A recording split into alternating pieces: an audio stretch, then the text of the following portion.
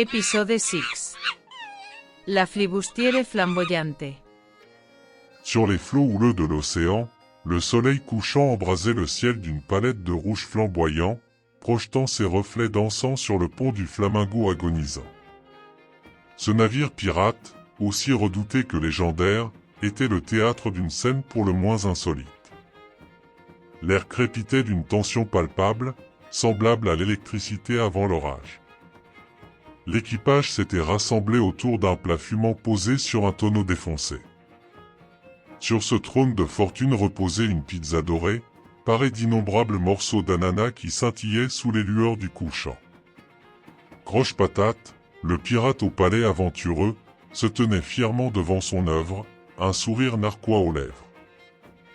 Il avait concocté cette pizza pour le dîner, persuadé de régaler ses camarades et de leur faire découvrir de nouvelles saveurs exotiques. Mais ce qu'il ignorait encore, c'est que sa création culinaire allait déclencher une tempête gustative d'une rare violence. Le premier à réagir fut Loudmer, le vieux boucanier à la barbe hirsute. Son sourcil se leva, perplexe, avant qu'il ne s'exclame avec un dégoût affiché, « Sacré tonnerre d'Édimbourg ! Qu'est-ce que c'est que cette abomination? Des fruits sur une pizza? Jamais je n'ai vu pareille hérésie. » Un murmure d'approbation parcourut l'équipage. Des visages se crispaient, des poings se serraient. Croche Patate, imperturbable, se lança dans un plaidoyer passionné, vantant les mérites de la combinaison sucré-salé, l'explosion de saveurs en bouche, l'audace culinaire dont il faisait preuve. Mais ces paroles tombaient dans l'oreille d'un sourd.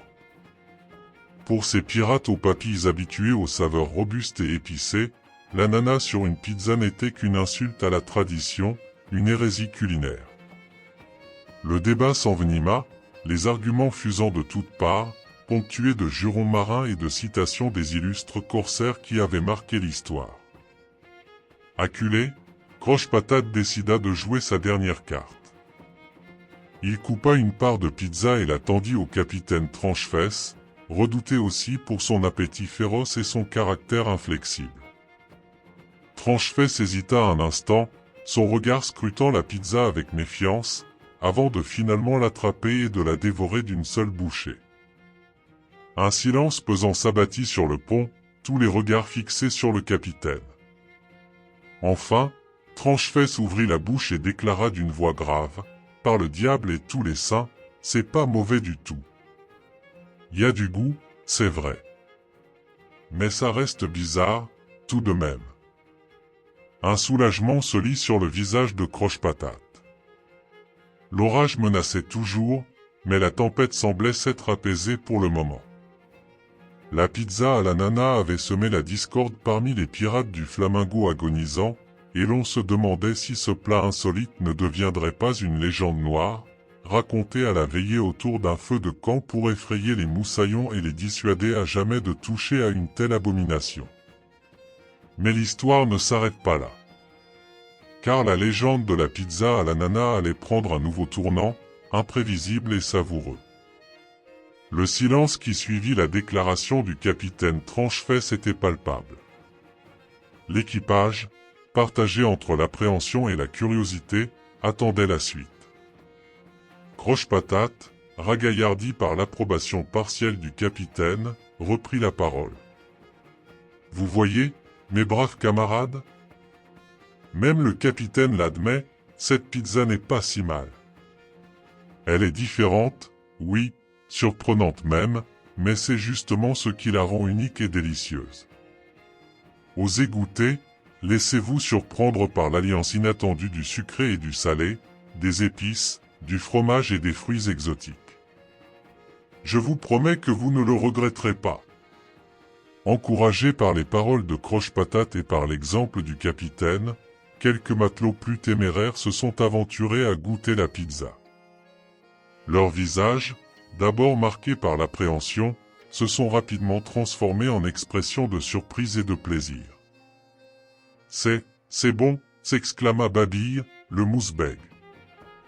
Là, l'ananas apporte une fraîcheur inattendue qui équilibre les épices. J'en redemande, lança Thibois, le charpentier, enthousiaste. L'hésitation initiale céda bientôt à la curiosité et à l'appétit. Un à un, les pirates se sont précipités sur la pizza, savourant chaque bouchée avec délectation. La légende de la pizza flibustière flamboyante était née. Cependant, la controverse n'était pas encore totalement éteinte. Certains pirates, fidèles aux traditions culinaires marines, refusaient catégoriquement l'ananas sur une pizza.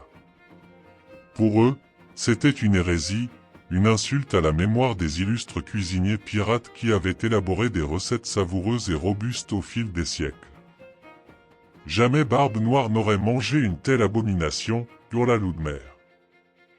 Il aurait jeté le cuisinier à la mer. Et Jacques Rackham, renchérit Tire-Croisé. Il aurait préféré se faire manger par un requin plutôt que de goûter à ça. Des débats houleux éclataient régulièrement sur le pont du Flamingo agonisant, opposant les partisans de la pizza traditionnelle aux défenseurs de la pizza flibustière flamboyante. Les jurons marins fusaient, les poings se serraient, et les sabres frôlaient parfois les étuis. Malgré la controverse, la pizza flibustière flamboyante connut un succès inattendu. Sa renommée se répandit bientôt parmi les autres navires pirates, attirant la curiosité et l'appétit des flibustiers les plus téméraires. Certains venaient même défier l'équipage du Flamingo agonisant pour avoir le privilège de goûter à cette pizza légendaire. Croche-Patate, devenu l'inventeur adulé ou le cuisinier détesté selon les points de vue, ne manquait jamais de raconter l'histoire de sa création, en embellissant chaque détail et en exagérant les réactions des pirates. Sa pizza était devenue un symbole de l'esprit d'aventure et de l'audace culinaire, un défi aux traditions et une invitation à l'exploration de nouvelles saveurs. La légende de la pizza flibustière flamboyante traversa les siècles, racontée et recontée autour des feux de camp des pirates, des tavernes mal famées et des cours royales. Elle devint un symbole de l'ingéniosité humaine, de la capacité à repousser les limites et à défier les conventions. Et même si l'ananas sur une pizza continue de susciter des débats passionnés, il est indéniable que Croche-Patate a laissé son empreinte sur le monde culinaire pirate. Sa création audacieuse a inspiré d'innombrables cuisiniers à travers les âges, les poussant à explorer de nouvelles combinaisons de saveurs et à créer des plats uniques qui ont ravi les papilles des gourmets du monde entier. La pizza flibustière flamboyante est plus qu'une simple pizza. C'est une ode à l'aventure, à la créativité et à l'esprit d'ouverture. C'est un rappel que les meilleures choses de la vie naissent souvent d'une prise de risque et d'une volonté de défier l'ordre établi. Hissé aux tranches, fesses rigolo, sur les mers à zème, large voix en solo, sabre au poing et jambes courtes, un pirate farceur, une légende assurément forte.